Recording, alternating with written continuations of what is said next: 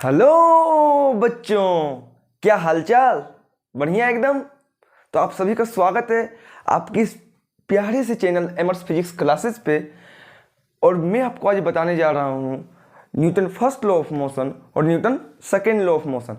जैसा कि हम लोगों ने पिछले क्लास में देखा था कि बैलेंस्ड फोर्स क्या होता है, अनबैलेंस्ड फोर्स क्या होता है, ठीक है। और हम लोगों ने पिछले क्लास में इनर्शिया को भी देखा था, ठीक है। तो आज हम लोग इनर्शिया को रिकेप करते हुए चलते हैं, ठीक है, कि इनर्शिया क्या होता है, क्योंकि न्यूटन जो फर्स्ट लॉ ऑफ मोशन है वो इनर्शिया से रिलेटेड है, ठीक है ना। तो हम लोग इनर्शिया को देखते हैं, Newton first law of motion को देखते हैं, फिर हम लोग मोमेंटम को देखेंगे और हम लोग Newton second law of motion को देखेंगे। तो कॉपी और पेन निकालो और मेरे साथ नोट्स बनाना स्टार्ट करो और इधर उधर का डिस्टर्बेंस को एकदम बंद करो। खटाक पटाक कहीं से आवाज नहीं आना चाहिए, ठीक है। इनर्शिया को हम लोग रिकेप करते हैं, ठीक है। देखिए, सबसे पहले हम लोग का जो टॉपिक होगा इनर्शिया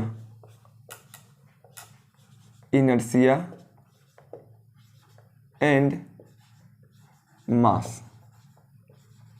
हम लोग को इनर्शिया और हम लोग को मास को समझना है, ठीक है। तो पहले हम लोग लिखते हैं इनर्शिया क्या होता है, इनर्शिया, ठीक है। तो बेसिकली इनर्शिया किसी भी बॉडी का एक ऐसा प्रॉपर्टी है जो बॉडी में आने वाले चेंज का अपोज करेगा। क्या बोले? इनर्शिया का कोई फॉर्मूला नहीं होता है। इनर्शिया क्या होता है? तो इनर्शिया किसी भी बॉडी का एक ऐसा प्रॉपर्टी है जो उस पे आने वाला चेंज का अपोज करेगा। अगर कोई ऑब्जेक्ट रेस्ट में है तो वो रेस्ट में ही रहना चाहेगा, और अगर कोई ऑब्जेक्ट मोशन में है तो वो मोशन में ही रहना चाहेगा। समझ में आ रहा है क्या बोल रहे सो? देखिए, अभी हम आपको एग्जाम्पल देंगे। इनर्शिया क्या है? Inertia is a property of an object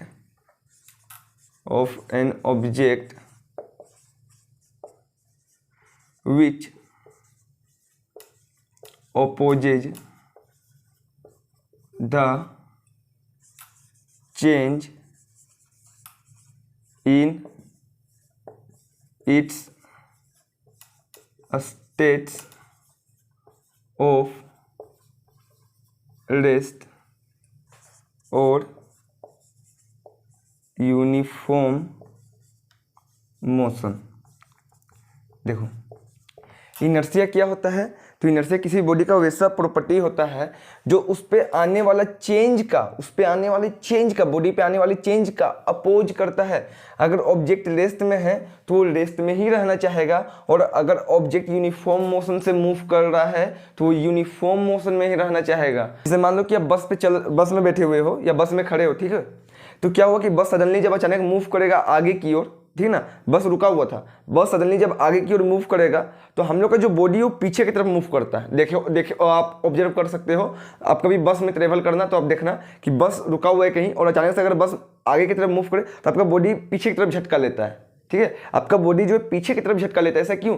क्योंकि हम लोग का बॉडी रेस्ट में रुका हुआ था, और जैसे ही बस चला तो हम लोग का बॉडी जो था वो रेस्ट वाला अपना पोजीशन को एक्वायर करने के लिए ही, वो अपना स्टेट को चेंज नहीं करने देना चाह रहा था इनर्शिया के कारण, इसलिए वो पीछे की तरफ झुकता है। समझ में आया? एम सॉलिड एग्जाम्पल है बस वाला, इससे आप लोग को एकदम समझ में आ जाएगा। उसी तरह अगर कोई बस अगर चल रहा है, चल रहा है, ठीक है, और अचानक से रुक गया, ऐसे चल रहा है और रुक गया अचानक से, ठीक है। अचानक से जब रुकता है तो आपका जो बॉडी रहता है वो आगे की तरफ झुक जाता है, आगे की तरफ झुकता है। कारण क्या आगे की तरफ झुकने का? तो आपका बॉडी भी बस के साथ यूनिफॉर्म मोशन में था, लेकिन जैसे ही बस में ब्रेक लगा, बस रुका, तो आपका बॉडी उस यूनिफॉर्म मोशन को मेंटेन करने के चलते ही आगे की तरफ जाके झुक जाता है। समझ में आया? यही कारण है कि जो कोई भी बॉडी जो रहता है वो अपने स्टेट को जो है चेंज नहीं करने देना चाहता है। कारण क्या है? तो कारण है इनर्शिया, ठीक है। उसके बाद हम लोग देखेंगे कि मास क्या होता है, ठीक है। हम लोग का नेक्स्ट हेडिंग है कि मास क्या होता है। देखिए, दिख रहा है कि नहीं दिख रहा है? Fresh, I will check. बिल्कुल पूरा क्लियर दिख रहा है। देखिए, यहां पर मास का कंसेप्ट समझना होगा। कंसेप्ट ऑफ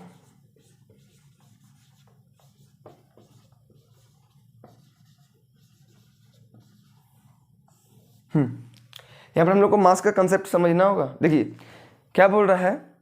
हाँ, मास का मतलब क्या? मास का मतलब भार नहीं। मास का मतलब भार नहीं, भार तो एक तरह का फोर्स है। भार का मतलब वेट, ठीक है, वेट एक तरह का फोर्स होता है, ठीक है। मास का मतलब होता है द्रव्यमान, मास का मतलब क्या होता है, द्रव्यमान होता है, ठीक है। मास का मतलब भार नहीं, ठीक है ना। मास और वेट दो अलग अलग चीजें हैं।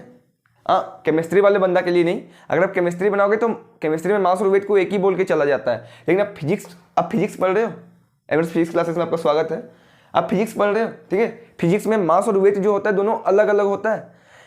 वेट एक तरह का फोर्स होता है, आगे जब चैप्टर आएगा तो आपको पता चलेगा कि मास और वेट दोनों अलग अलग चीजें हैं। मास का मतलब होता है द्रव्यमान और वेट का मतलब होता है भार। वेट एक तरह का फोर्स है लेकिन मास फोर्स नहीं है, ठीक है। देखो मास क्या होता है, तो mass is measure the actual content present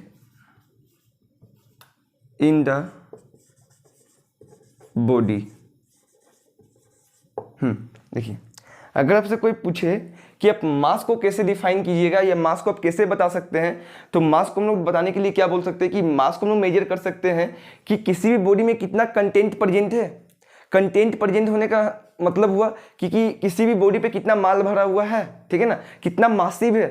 जैसे मान लो कोई खाली बॉक्स है, ठीक है, और कोई मान लो कि स्टोन है, ठीक है, तो किसका मास ज़्यादा होगा, तो ऑब्वियस बात है जो स्टोन होगा उसका मास ज़्यादा होगा। क्यों? क्योंकि स्टोन में माल ज़्यादा भरा हुआ है और जो खाली बॉक्स है उसमें माल कम भरा हुआ है, तो जिसमें माल ज़्यादा भरा हुआ रहेगा उसका जो मास होगा वो ज़्यादा होगा, ठीक है। तो मास का मतलब क्या हो गया कि किसी भी बॉडी में कितना एक्चुअल कंटेंट प्रेजेंट है, कितना माल भरा हुआ है बॉडी पे, जितना माल भरा हुआ रहेगा बॉडी पे उसी को हम लोग मास बोलते हैं। समझ में आया? ठीक है, आगे देखो। मास जो है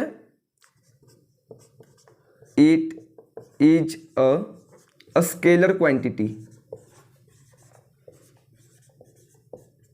मास एक स्केलर क्वांटिटी है, इसका कोई डायरेक्शन नहीं होता है, ठीक है। मास एक क्या है, स्केलर क्वांटिटी है।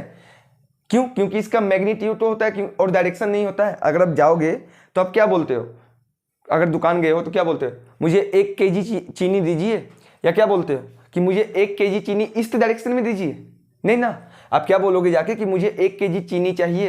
यानी कि आप मैग्नीट्यूड का तो बात करते हो लेकिन डायरेक्शन का बात नहीं करते हो, इसलिए आपका जो मास होगा वो क्या हो जाएगा, स्केलर क्वांटिटी हो जाएगा। It is denoted by M, इसको एम से डिनोट करते हैं, ठीक है। It's SI unit kilogram.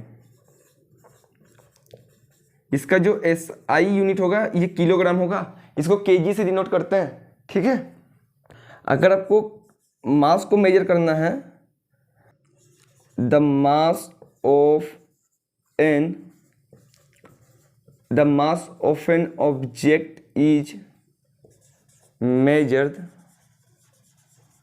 the mass of an object is measured of its inertia।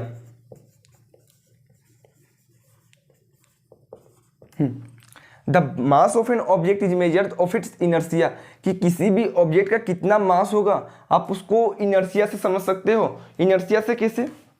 देखो, आप कोई किसी भी ऑब्जेक्ट का मास कितना ज़्यादा होगा आप इनर्सिया से कैसे समझ सकते हो? तो देखो, मान लो कि खाली बॉक्स है, ठीक है, और मान लो कि भरा हुआ बॉक्स है, तो आप किसका स्टेट को आसानी से चेंज कर सकते हो? खाली वाला बॉक्स का जो स्टेट है उसको आसानी से चेंज कर सकते हो, या जो भरा हुआ बॉक्स है उसका स्टेट को आसानी से चेंज कर सकते हो? सोचो, दिमाग लगाओ, कमेंट करो, किसका स्टेट को आसानी से चेंज कर सकते हो? तो ऑब्वियस सा बात है जो खाली बॉक्स रहेगा उसका स्टेट को आसानी से चेंज कर सकते हो, तो जिसका स्टेट को आसानी से चेंज कर सकते हो उसका मास कम होगा, ठीक है। जिसका स्टेट को आसानी से कम चेंज कर सकते हो उसका मास कम होगा, ठीक है। जिसका इनर्सिया कम होगा उसका मास भी कम होगा, और जिसका इनर्सिया ज्यादा होगा उसका मास भी ज्यादा होगा। जो भरा हुआ बॉक्स होगा उसको आपको ढकलने में, उसको आपको पुश करने में ज्यादा फोर्स लगाना पड़ेगा, ठीक है।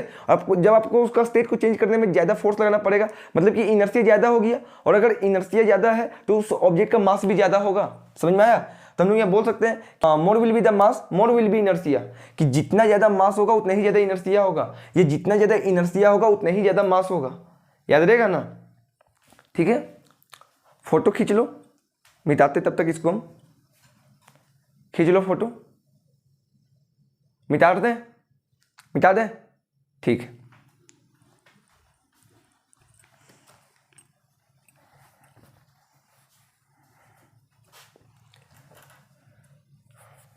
धीरे धीरे से मेरी जिंदगी में आना, धीरे धीरे से मेरे दिल को चुराना, तुमसे प्यार हमें है कितना जाने जाना, तुमसे मिलके तुमको है बताना। हम लोगों ने मास को समझा, इनर्शिया को भी रिकेप कर लिया।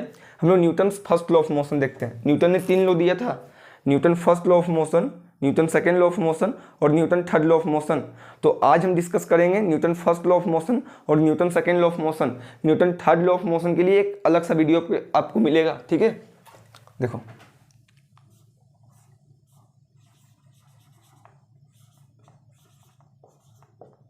Newton first law of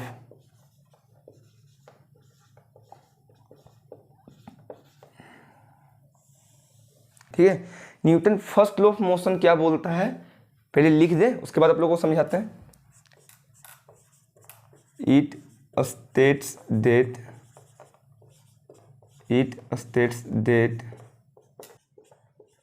if a body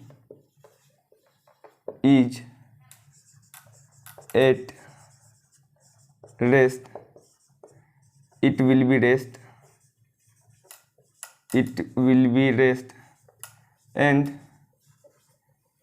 if a body is in uniform motion,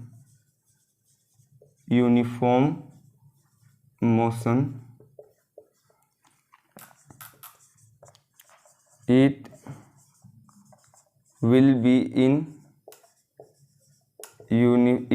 in uniform motion unless an external force is not applied।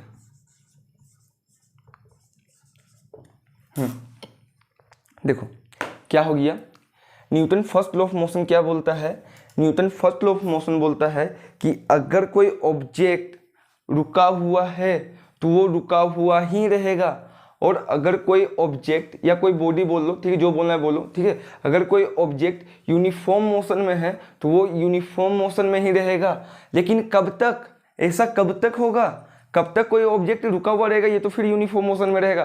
तो ऐसा तब तक होते रहेगा जब तक आप उस पर कोई एक्सटर्नल फोर्स अप्लाई नहीं कर देते। एक्सटर्नल फोर्स कहने का मतलब कोई बाहरी बल अप्लाई नहीं कर देते, कोई अनबैलेंस्ड फोर्स नहीं लगा देते। अगर मैं रुका हुआ हूँ, ठीक है, मैं रुका हुआ, तो मैं रुका हुआ ही रहना चाहूँगा। कब तक, जब तक मुझ पर कोई अनबैलेंस्ड फोर्स ना लगाए, उधर से कोई मुझे आके पुश कर दे तो मैं उधर की ओर गिर जाऊँगा, ठीक है। तो जब तक मुझ पे अनबैलेंस्ड फोर्स ना लगाया जाए तब तक मैं अगर रुका हुआ हूँ तो रुका हुआ ही रहूँगा, और अगर मैं यूनिफॉर्म मोशन से मूव कर रहा हूँ तो यूनिफॉर्म मोशन से ही मूव करूँगा। समझ में आया? अच्छा, आप देख रहे होंगे कि इनर्शिया में भी यही बात था, कि इनर्शिया भी यही बोल रहा था कि अगर कोई ऑब्जेक्ट रुका हुआ है तो रुका हुआ ही रहेगा, और अगर कोई ऑब्जेक्ट यूनिफॉर्म मोशन में मूव कर रहा है तो यूनिफॉर्म मोशन में ही मूव करेगा, ठीक है ना। तो यहाँ से हम लोग क्या आया, यहाँ से हम लोग कह सकते हैं कि Newton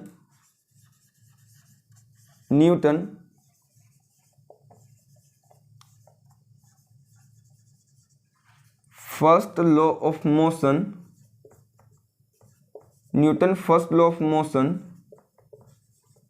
define inertia so it is rightly called law of inertia। समझ में आया? अच्छा, क्या बोला कि Newton first law of motion जो है इनर्शिया को डिफाइन करता है। इनर्शिया का डेफिनेशन और Newton first law of motion का डेफिनेशन देखो दोनों सेम सेम है, ठीक है। इसलिए हम लोग ये भी कह सकते हैं कि जो Newton first law of motion है उसको हम लोग लॉ ऑफ इनर्शिया भी बोल सकते हैं। समझ में आया? ठीक, अच्छा अब हम लोग को देखना है Newton second law of motion. लेकिन इसको जानने के पहले हम लोग को मोमेंटम जानना होगा। मोमेंटम कि मोमेंटम क्या होता है, इसको हम लोग डिनोट करते हैं स्मॉल पी से, ठीक है। मोमेंटम क्या होता है? मोमेंटम को जानने के लिए हाँ, मोमेंटम को अगर मैं डेफिनेशन से समझा दूं तो आपको समझ में नहीं आएगा। इसको जानने के लिए आप ऐसे आपको मैं एग्जांपल देता हूँ, बढ़िया से एग्जांपल एकदम। मान लो क्या क्या क्या क्या क्या क्या क्या मान लो कि एक लड़की है। क्या बोल रहे हो सर? नहीं मजाक नहीं। मान लो कि एक लड़की है, नहीं हाँ, मान लो कि आप टेबल टेनिस खेल रहे हो, ठीक है। मान लिया, अब मानना पड़ेगा फिजिक्स मैथ ये सब में हम लोग मान के चलते हैं। मान लो कि आप टेबल टेनिस खेल रहे हो, ठीक है। और जब आप टेबल टेनिस खेल रहे हो तो जो टेबल टेनिस का जो बॉल है, छोटा वाला बॉल, वो अगर आपको आके लगे, ठीक है, समझना क्या बोलना चाह रहा हूँ, कि अगर टेबल टेनिस वाला बॉल अगर आपको आके लगे, ठीक है, और अगर आप क्रिकेट खेल रहे हो और क्रिकेट वाला बॉल अगर आपको आके लगे, तो आप बताओ आपको किस पे ज़्यादा हाथ होगा? सब बॉल आपसे टकराए जो आपको ज़्यादा चोट लगेगी। तो ऑब्वियस सा बात है, जो क्रिकेट वाला बॉल होगा उससे आपको ज़्यादा कस के लगेगा, ज़्यादा जोर से लगेगा। ऐसा क्यों होगा? ऐसा इसीलिए होगा क्योंकि जो क्रिकेट वाला बॉल होगा उसका वेलोसिटी ज़्यादा होगा। ऐसा इसीलिए होगा क्योंकि जो क्रिकेट वाला बॉल होगा उसका मास ज़्यादा होगा, ठीक है। या ऐसे समझ लो, या आप ऐसे समझ लो कि मान लो कि दो कार है। कार कैसे बना दूं? हाँ, कार नहीं बस है, ठीक है।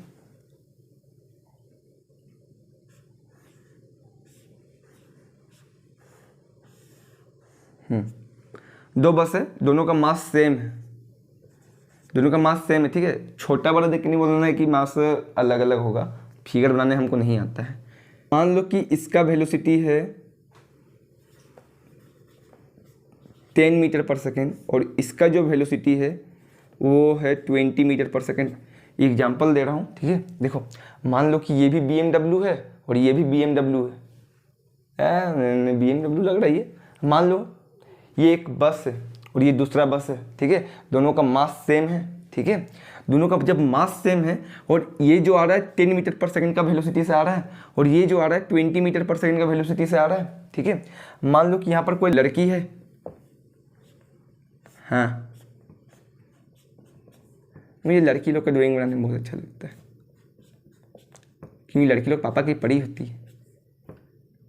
हाँ, लड़की लोग आएगी, मेरा वीडियो को डिसलाइक करके चली जाएगी। देखिए, ये लड़की का प्यारा प्यारा छोटी, ठीक है। मान लो यहाँ पर कोई लड़की आ रही है, स्कूटी से आएगी, मान लो बस स्कूटी से किया, मान लो कि स्कूटी पे बैठ के आ रही है, ठीक है। स्कूटी का स्पेलिंग यही ना होता है कुछ भी, ठीक है। मान लो कि वो जो लड़की है वो जो पापा की परी है वो स्कूटी में बैठ के आ रही है, ठीक है। इधर से बस जा रहा है, 10 मीटर पर सेकंड का स्पीड से बस जा रहा है और एक और बस है वो 20 मीटर पर सेकंड का स्पीड से जा रहा है। अब बताओ, ये जो लड़की है आके टकराई पहले बस से, ठीक है, पहला वाला बस से टकराई, फिर आके टकराई दूसरा वाला बस से, ठीक है। तो बताओ किस वाले कंडीशन में जो लड़की दूर तक फेंकाएगी? 10 मीटर पर सेकंड वाले स्पीड से जो बस आ रहा है उससे टकराएगी तो, या 20 मीटर पर सेकंड के वेलोसिटी से जो बस आ रहा है उससे? किससे टकराएगी? जो लड़की दूर तक फेंकाएगी। तो ऑब्वियस सा बात है कि जो 20 मीटर पर सेकंड का वेलोसिटी से जो बस आ रहा है उससे अगर ये लड़की टकरा रही है तो ये लड़की भी दूर तक जाके फेंकाएगी और इसका स्कूटी जो होगा ये भी दूर तक जाके फेंकाएगा। इससे हमें क्या समझ में आया कि जो इम्पैक्ट होगा, ठीक है ना, वो किस पे डिपेंड कर रहा है? वेलोसिटी पे। जितना ज़्यादा वेलोसिटी होगा उतना ही ज़्यादा इम्पैक्ट होगा ऑब्जेक्ट के ऊपर, ठीक है ना। अच्छा एक चीज़ और समझ लो, मान लो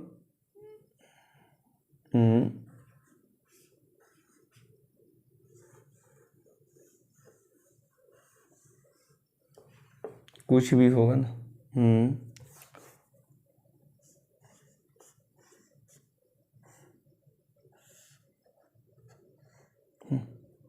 पर जो आपका जो यहाँ पर व्हीकल दिया हुआ है, मान लो इसका जो मास होगा वो 500 kg होगा और इसका जो मास होगा वो 200 kg होगा।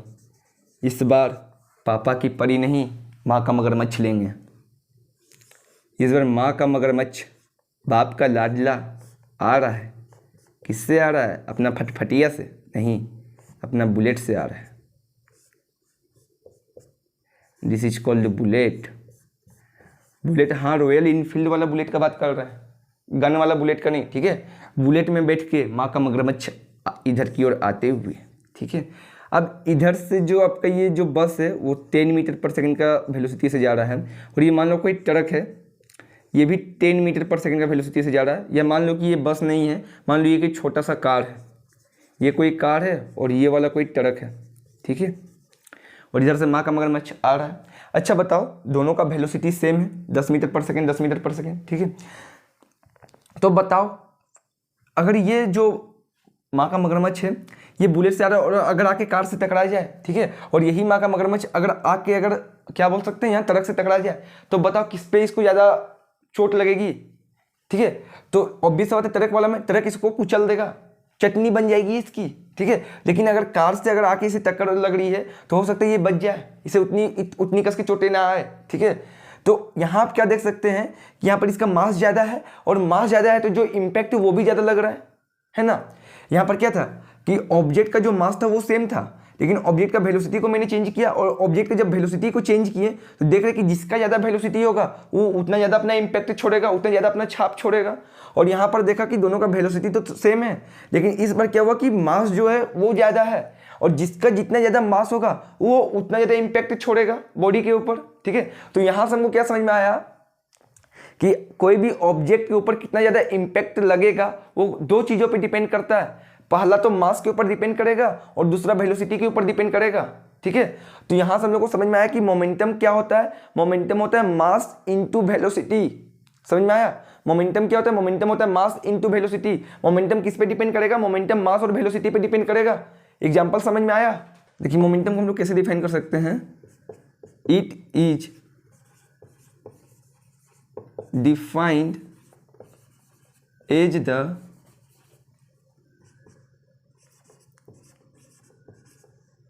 इट इज डिफाइंड एज, यहाँ हो जाएगा, the quantity of motion possessed by the object। कैसे डिफाइन कर सकते हो मोमेंटम को आप? तो मोमेंटम को आप लोग डिफाइन कर सकते हो कि ऑब्जेक्ट के द्वारा कितना क्वांटिटी ऑफ मोशन को पोजेस किया जाएगा, कितना क्वांटिटी में वो मोशन को अपने पास रखेगा, उससे हम लोग मोमेंटम को डिफाइन कर सकते हो, ठीक है। या तो दूसरा इसका डेफिनेशन है, it is the product of mass and velocity. क्या है ये? मास और वेलोसिटी का प्रोडक्ट है, यानी कि मोमेंटम इज इक्वल टू हो जाएगा मास इनटू वेलोसिटी, ठीक है। ठीक, अगर हम इसका एसआई यूनिट का बात करें, इट्स एसआई यूनिट, ठीक है। तो आपको पता होगा मास का एसआई यूनिट क्या होता है?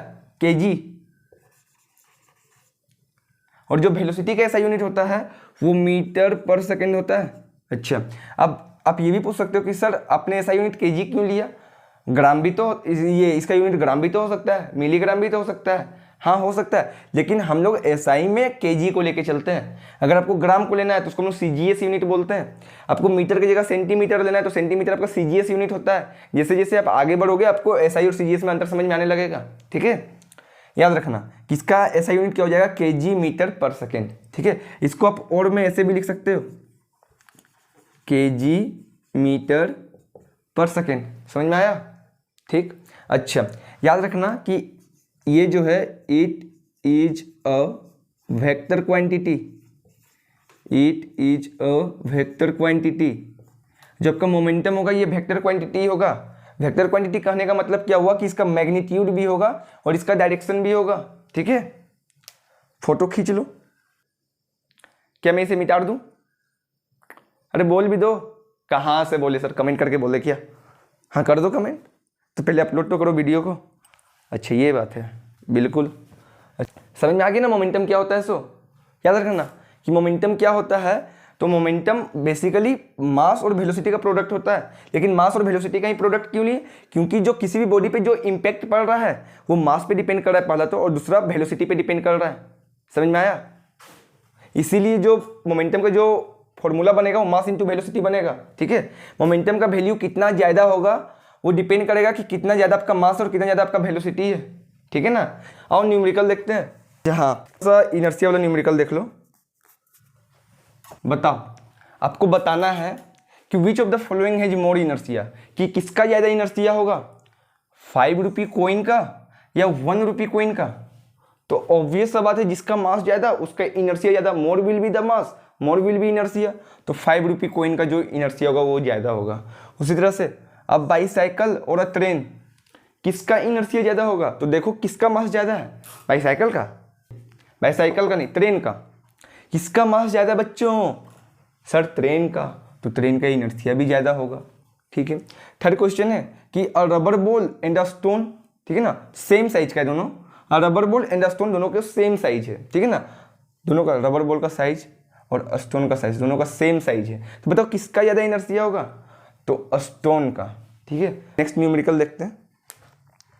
नेक्स्ट वाला जो न्यूमेरिकल है वो मोमेंटम के ऊपर बेस्ड है, और शायद मैं आज Newton second law of motion नहीं बता पाऊँ क्योंकि वीडियो लंबा बहुत ज़्यादा हो जाएगा। A body of mass m moving with a body of mass m moving with velocity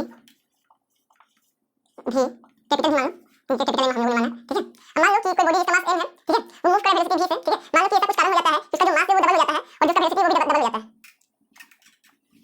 changes the mass and velocity is twice to its previous inertia ना previous value। ठीक है, क्या बोला कि कोई बॉडी जिसका मास m है और कोई बॉडी जिसका वेलोसिटी v है। ठीक है, कुछ समय के बाद उस पे चेंज आया। ठीक है, और उसका जो मास था वो m से बढ़ गया और जो वेलोसिटी था वो v से बढ़ गया, y के डबल हो गया। सर वेलोसिटी तो समझ में आ रहा है कि डबल हो गया, मास कैसे डबल हो जाएगा? अरे भाई क्वेश्चन वाले के लिए बोल दिया कि मास भी डबल हो गया, वेलोसिटी भी डबल हो गया। न्यूमेरिकल कांसेप्ट को समझो, समझा? फीलिंग लगा के रखो। पहला आपको बताना होगा initial momentum of the body. दूसरा आपको बताना होगा final momentum of the body. तीसरा आपको बताना होगा percentage change in momentum of the body. तीसरा कर देंगे ये मान लो चौथा, फोर्थ नंबर सी में change in momentum of the body, change in momentum of the body. ठीक है, क्या होता है आपको? Initial momentum of the body. Initial momentum कहने का मतलब हुआ कि शुरुआत में बॉडी का कितना मोमेंटम होगा। ठीक है, तो मोमेंटम के लिए आपको फॉर्मूला पता है, मोमेंटम इज इक्वल टू होता है मास मल्टीप्लाई वेलोसिटी। मास कितना है शुरू में? Capital M. वेलोसिटी कितना है? कैपिटल भी। तो मोमेंटम हो गया कैपिटल एम इंटू कैपिटल भी। ठीक है, अगर आपको फाइनल मोमेंटम निकालना, ये आपका ए नंबर का आंसर हो गया। आपको फाइनल मोमेंटम चाहिए, ये आपका पी इनिशियल हो गया, आपको पी फाइनल चाहिए। फिर से फॉर्मूला का मास इंटू वेलोसिटी का, लेकिन इस बार आपका मास देखिए ट्वाइस हो गया है, तो आपका मास हो जाएगा 2m, वेलोसिटी भी आपका ट्वाइस हो गया है तो वेलोसिटी भी हो जाएगा 2v, यानी कि फाइनल मोमेंटम आपका निकल के आ गया 4mv। समझ में आया? थर्ड में आपको गिर गया चेंज इन मोमेंटम निकालना है बॉडी का। चेंज का मतलब क्या? अंतर, डिफरेंस। चेंज का मतलब चेंज इन मोमेंटम। चेंज को हम लोग डेल्टा से डिनोट करते हैं। ठीक है, अगर कोई चेंज निकालना है तो डेल्टा पी लिखेंगे, इसको हम लोग डेल्टा बोलते हैं, और इसका मतलब होता है चेंज। यहाँ हो जाएगा P final minus P initial. मतलब कि सर यहाँ आपने माइनस क्यों किया, प्लस क्यों नहीं किया? अच्छा, आप मुझे बताओ, जैसे मान लो कि हाँ मान ही लो, मानना ही पड़ेगा कि मैंने आपको सुबह में 10 रुपये दिया। ठीक है, शाम को फिर से आप मेरे सामने आए कि सर और कितना 5 रुपये दे दीजिए। ठीक है, तो मैंने 5 रुपये आपको शाम को फिर दिया, तो बताओ कितना का चेंज आया? मेरे 5 रुपये देने से आपका जो टोटल अमाउंट था उस पर कितना का चेंज आया? तो 15 माइनस 10 करोगे ना, 5 रुपये का ना चेंज आया। पहले से आपके पास 10 था, मैंने आपको जब शाम को 5 दिया तो चेंज कितना का आया? तो चेंज 5 का आया। उसी तरह से फाइनल मोमेंटम आपका 4mv है और इनिशियल मोमेंटम आपका mv है, तो आपका चेंज कितना का आया? आपका चेंज आ गया 3mv का। समझ में आया? और ये डी नंबर में क्या बोल रहा है कि आपको परसेंटेज चेंज निकालना है। आप लोगों ने परसेंटेज चेंज निकालना सीखा होगा मैथ में, ठीक है ना, कि सेलिंग प्राइस क्या होता है, कॉस्ट प्राइस क्या होता है, कितना में बेचा, कितना में खरीदा, कितना आपको प्रॉफिट हुआ, कैसे परसेंटेज निकालना है वगैरह वगैरह आप लोगों ने पढ़ा होगा, ठीक है। तो वही हम लोग को परसेंटेज चेंज बताना है कि किसी भी बॉडी, ये जो फाइनल मोमेंटम था और ये जो इनिशियल मोमेंटम और फाइनल मोमेंटम था, ठीक है ना, जब ये हुआ तो body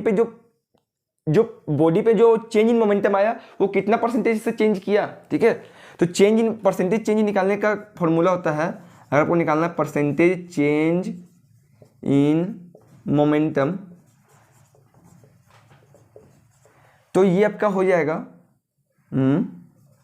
final momentum minus initial momentum divided by initial momentum into 100, ठीक है। फाइनल मोमेंटम कितना था 4 mv, इनिशियल मोमेंटम कितना था mv divided by initial momentum कितना है mv, और आपको परसेंटेज चेंज निकालना तो मल्टीप्लाई 100, तो 3 mv डिवाइडेड बाय mv और मल्टीप्लाई कितना हो जाएगा यहाँ पर 100, mv से mv कट गया, मर गया, मार दो, तो 300%। जो आपका मोमेंटम में चेंज आएगा वो 300% का चेंज आएगा। लो फोटो ले लो, स्क्रीनशॉट ले लो। तो नेक्स्ट लेक्चर में हम लोग लेके आने वाले हैं Newton second law of motion, सिर्फ Newton second law of motion रहेगा नेक्स्ट लेक्चर में। और आपको सेकेंड लेक्चर में बहुत सारा आप लोगों को न्यूमेरिकल्स देखने के लिए मिलेगा, एकदम एक से एक धमाकेदार कमाल का न्यूमेरिकल आने वाला है, ठीक है। तब तक के लिए ऑल द बेस्ट।